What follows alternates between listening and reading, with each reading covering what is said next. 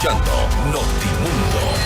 Periodismo objetivo, responsable y equitativo. Y para conversar sobre este tema que mantiene en alerta al país entero con la información, estamos con Santiago Peña-Herrera, exdirector del Consejo de la Judicatura. Doctor, ¿cómo está? Gracias por acompañarnos. Un gusto, Gisela. Buenas noches. Un saludo a la audiencia. Doctor, hablaba hace un momento en la entrevista anterior con justamente uno de los postulantes al concurso de jueces de la Corte Nacional de Justicia, que también justamente es parte de esta polémica, ¿no? ¿Cómo lograr que las cosas cambien desde adentro de la justicia? ¿Por qué no se ha podido hacer nada cuando se sabía desde un inicio que la corrupción estaba enquistada en el sistema judicial? Y el Consejo de la Judicatura es justamente ese órgano llamado al control de los jueces para que hagan bien su trabajo. ¿Por qué hasta ahora no se ha logrado? Y ahora estamos en el peor momento de todos. Efectivamente, Gisela, quiero empezar por la parte final.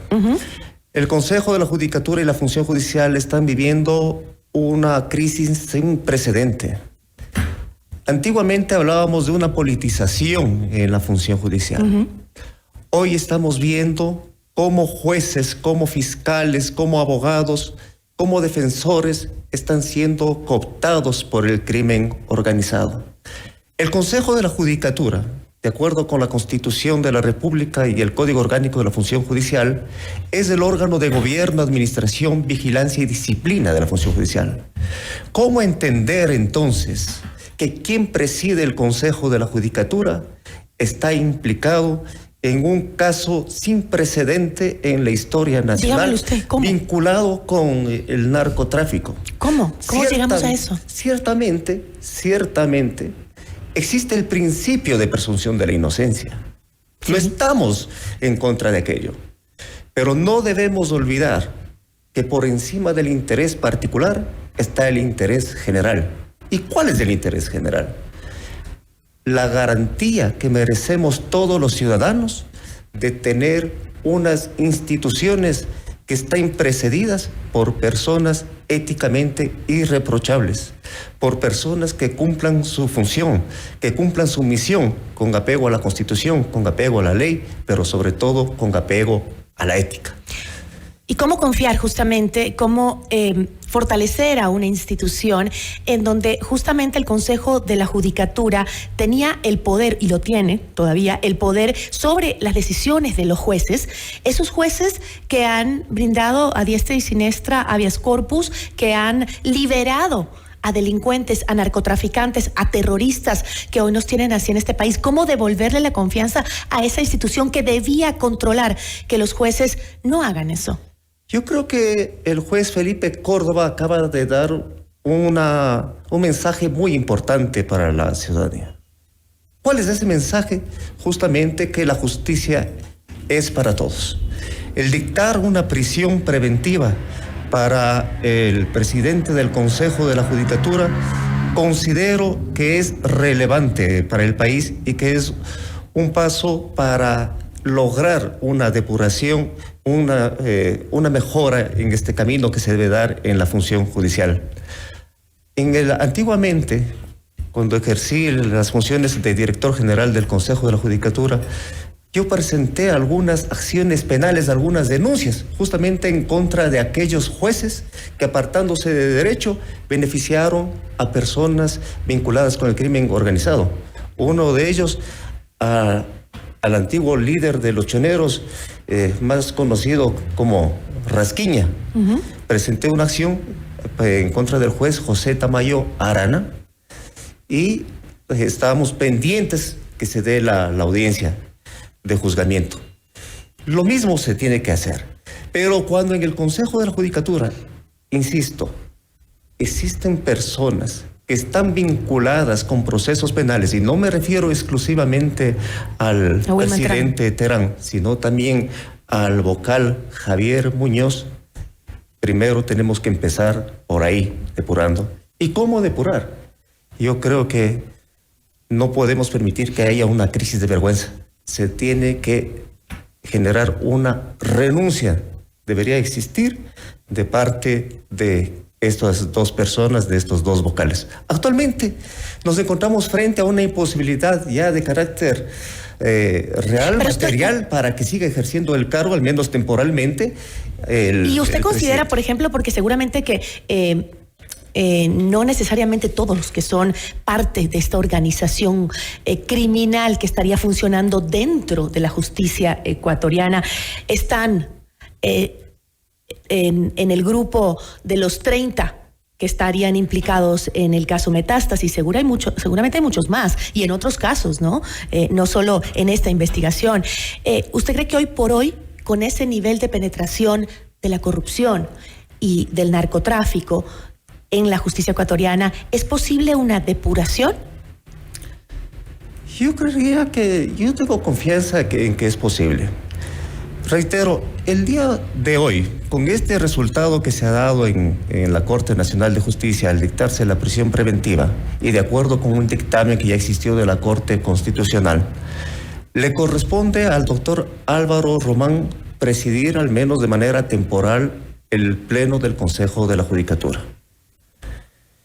Yo considero que el doctor Álvaro Román es una persona con una ética irreprochable y que puede sumarse al trabajo que está haciendo el doctor Fausto Murillo, también vocal, y la doctora Yolanda Yupangui, y juntos pueden, desde las competencias del Consejo de la Judicatura, trabajar de manera mancomunada, articulada, en pro de la justicia.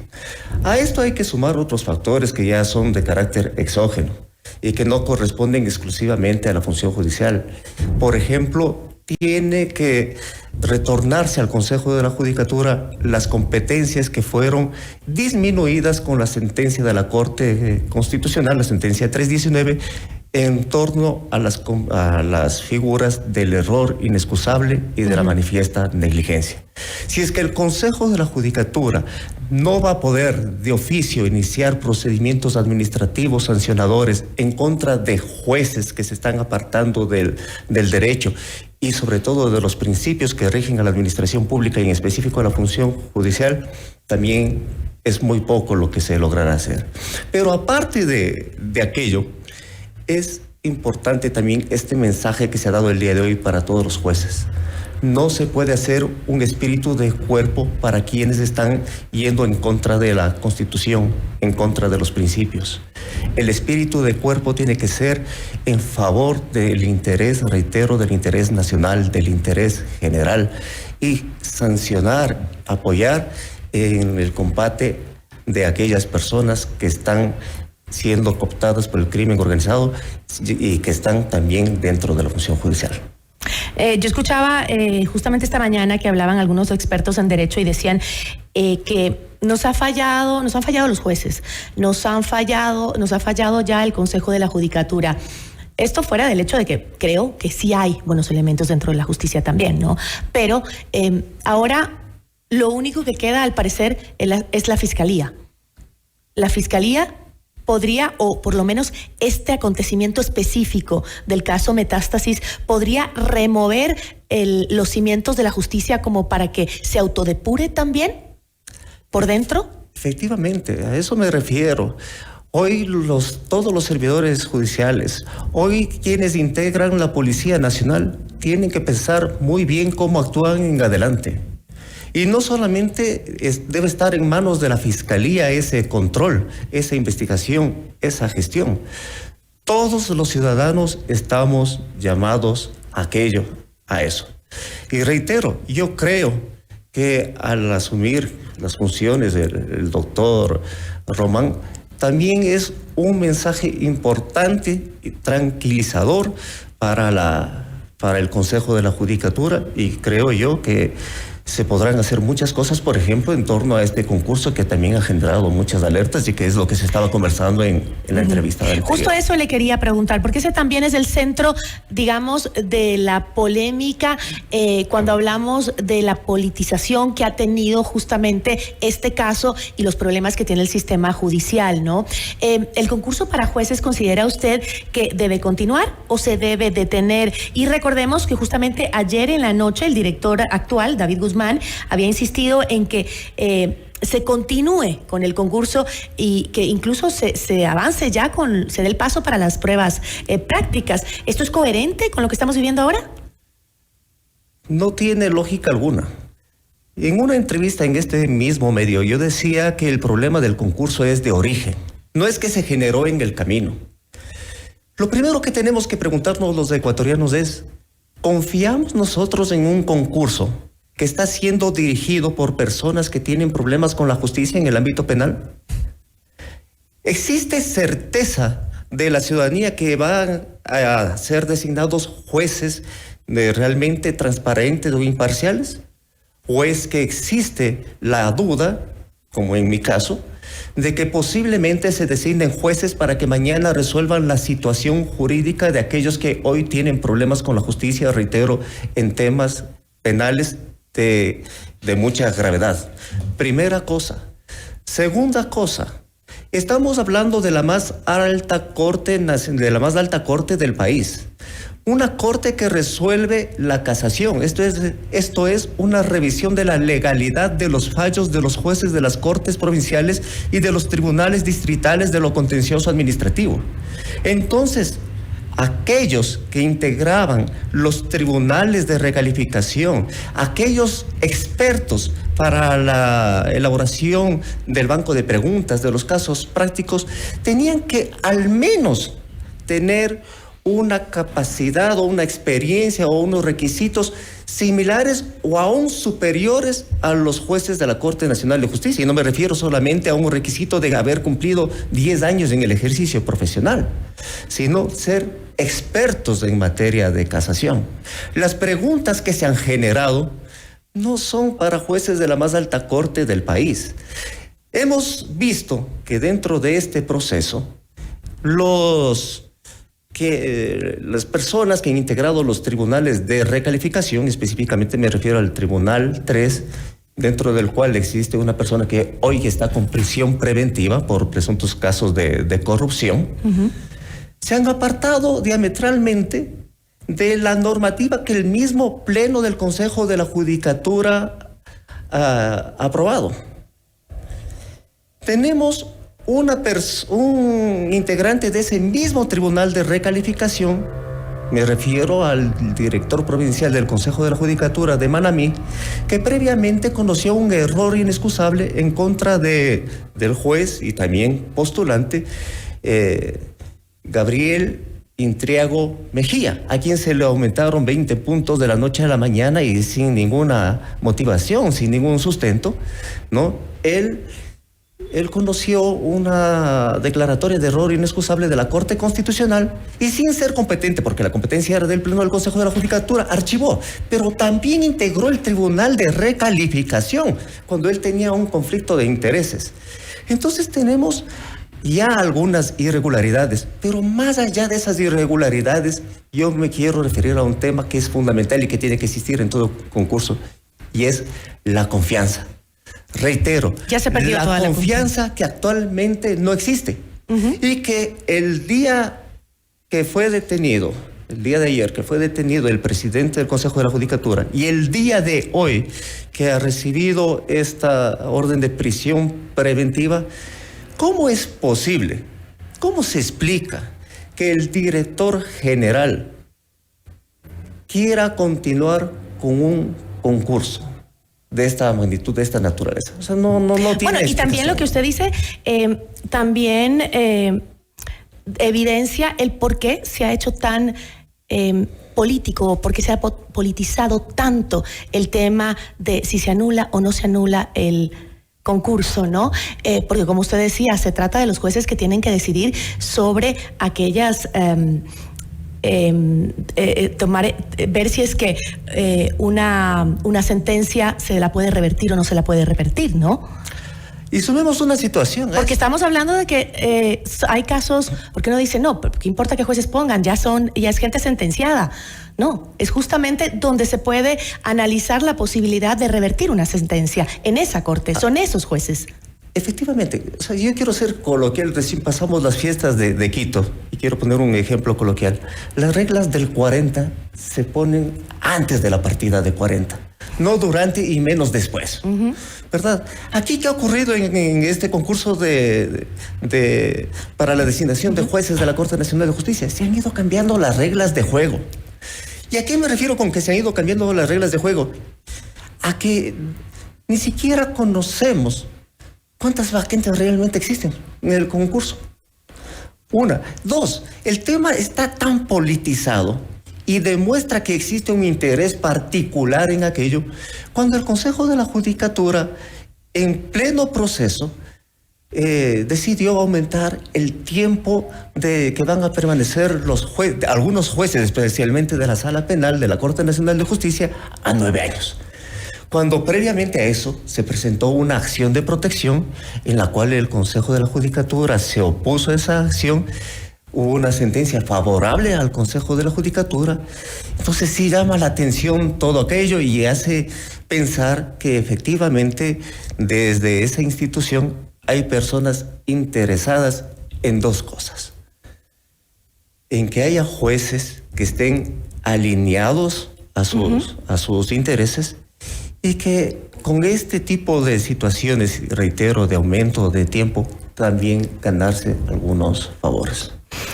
A mí, más que llamarme la atención, de verdad, doctor, a mí me aterra, porque nos ponemos a hablar de la violencia en las calles, de la delincuencia, de todo lo que estamos viviendo los ecuatorianos. Nada de eso se puede erradicar si no tenemos justicia. Sin justicia no hay nada, sin justicia no hay democracia.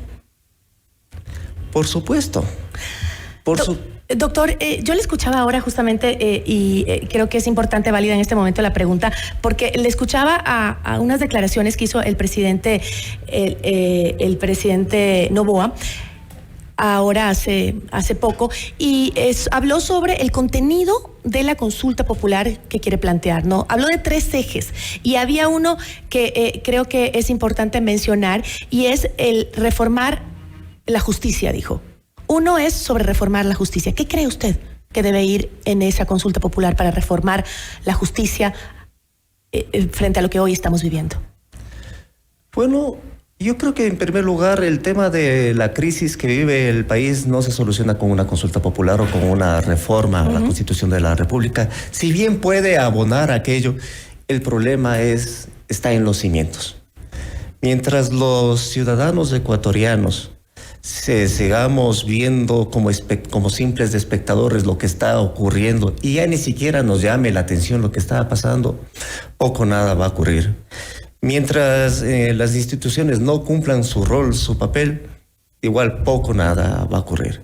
Ahora, yo considero que dentro de las reformas constitucionales que tienen que darse es una reestructuración del Consejo de la Judicatura por una parte. No podemos tener un Consejo de la Judicatura que obedezca a intereses políticos, primera cosa. Y segundo, yo sí considero que al menos para la designación de los jueces de la Corte Nacional de Justicia, tenemos que poner los ojos en lo que la Constitución del año 1998 determinaba. Esto es la cooptación.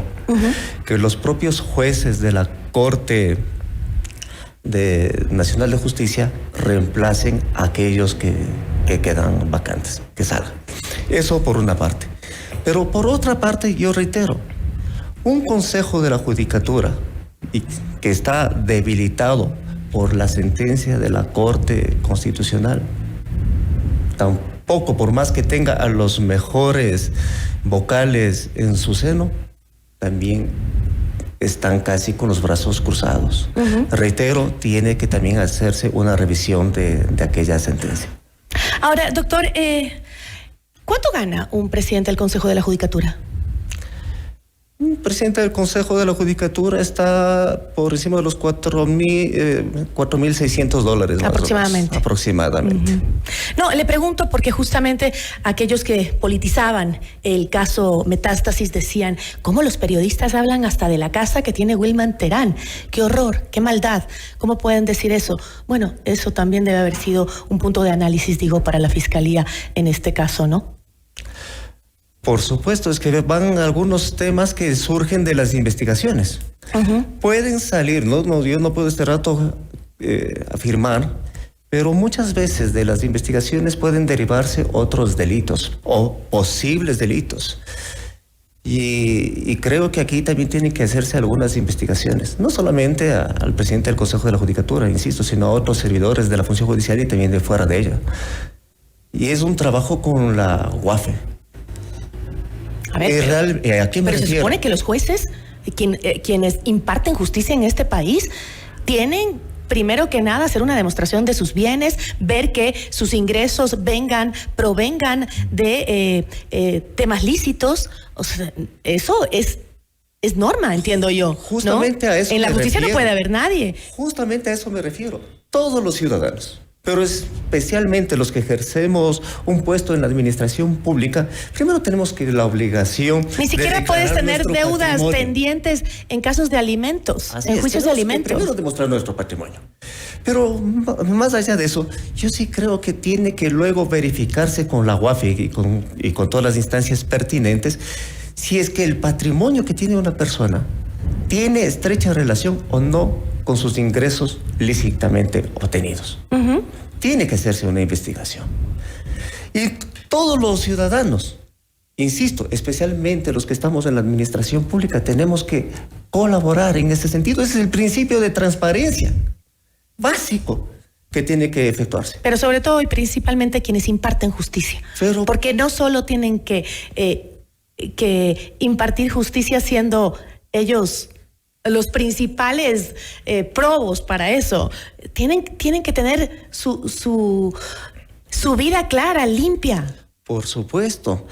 Cuando en todos los cargos que yo he ejercido en la administración pública, lo que yo he mencionado es, yo autorizo a cualquier persona a que se me investigue en la Contraloría, a que investigue mi patrimonio, está abierto a todo el mundo. Esa es la transparencia que tiene que dar y justamente todos tienen que hacerlo. Reitero, y como bien señala usted, en especial aquellos que están vinculados con la justicia. Y creo que no solo antes de ejercer el cargo público, sino durante y después. Ni al terminar el cargo público, sino durante el ejercicio de su cargo, porque ahí también podrías impedir muchos actos ilícitos y evitar que esa gente imparta justicia cuando ni siquiera puede. Y a esto hay que sumarle un tema que es emergente. Estamos viviendo una violencia sin precedentes. Estamos viendo que las cárceles están abarrotadas de personas, muchas de ellas vinculadas al crimen organizado, y lejos de haber disminuido la criminalidad en el Ecuador, ha aumentado. La Asamblea Nacional tiene hoy un rol preponderante. ¿Y cuál es ese rol? Aprobar las reformas a la ley de extinción de dominio. Lo que tenemos que atacar son las estructuras criminales y desde el origen. ¿Cómo se ataca de origen? Atacando la economía criminal. Pero si ya una vez se propuso la ley de extinción de dominio y la rechazaron en la Asamblea. Existe una ley de extinción de dominio actualmente, pero que previamente exige que exista una sentencia previa.